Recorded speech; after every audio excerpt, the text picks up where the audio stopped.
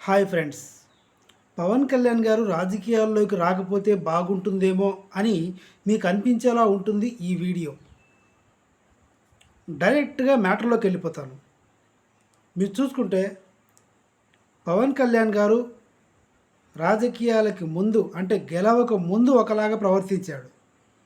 ఆడపిల్లలకి అండదండగా ఉంటాను, ప్రజల మనిషిగా ఉంటాను, ఓట్లు వేశాం జాగ్రత్త అని బెదిరించినట్లుగా ఉంది ప్రజల్ని చూస్తుంటే. జగన్ ఒక ప్రెస్ మీట్ కూడా పెట్టలేదు. నేను ప్రజలకు అందుబాటులో ఉంటాను అని చెప్పి కూశాడు పవన్ కళ్యాణ్. మరి ఇప్పుడు ఏమైంది? నంద్యాలలో థర్డ్ క్లాస్ అమ్మాయిని మానభంగం చేసి కాలువలో పడేస్తే నో రెస్పాన్స్. వినుకొండలో మటన్ కొట్టే కత్తితో మర్డర్ చేసి టీడీపీ సింహం రా నేను అని చెప్పి పోయాడు. ఇది పవన్ కళ్యాణ్ గారికి అసలు కనిపించలేదు. దీని గురించి ఎక్కడా ప్రస్తావించలేదు కూడా.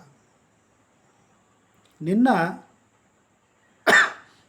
గుడ్లవల్లేరు ఇంజనీరింగ్ కాలేజ్ ఘటన గురించి పవన్ కళ్యాణ్ గారు ఏమైనా మాట్లాడతారేమో, కాస్త శ్రద్ధ తీసుకుంటారేమో అని స్టూడెంట్స్ ఎదురు చూశారు.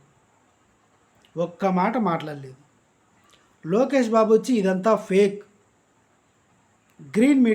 బ్లూ మీడియా ఇదంతా సృష్టించింది అనే విధంగా మాట్లాడాడు.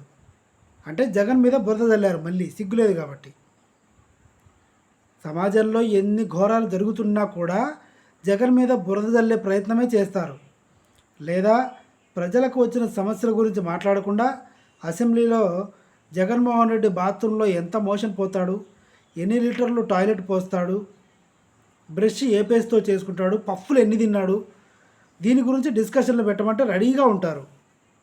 మీరు చూసుకుంటే విజయవాడ ఆల్మోస్ట్ 40% మునిగిపోయింది. చంద్రబాబు గారు మాత్రం తిరుగుతున్నారు తప్పదన్నట్టుగా. పవన్ కళ్యాణ్ ఏడి? ఎక్కడ పవన్ కళ్యాణ్? అంటే 3000 పుస్తకాలు చదివే పనిలో ఉన్నాడా?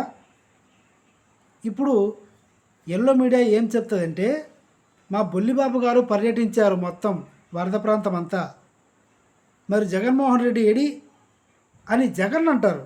జగన్కి ఏమవసరం? జగన్ మాజీ ముఖ్యమంత్రి. గవర్నమెంట్ ఫామ్లో ఉన్నది కూటమిది. ఎవరు రావాలి ఇప్పుడు? వంగలపూడి అనిత రావాలి, బొల్లిబాబు రావాలి, బాలకృష్ణ రావాలి, లోకేష్ బాబు రావాలి, పవన్ కళ్యాణ్ కూడా రావాలి. ఏడిరా పవన్ కళ్యాణ్?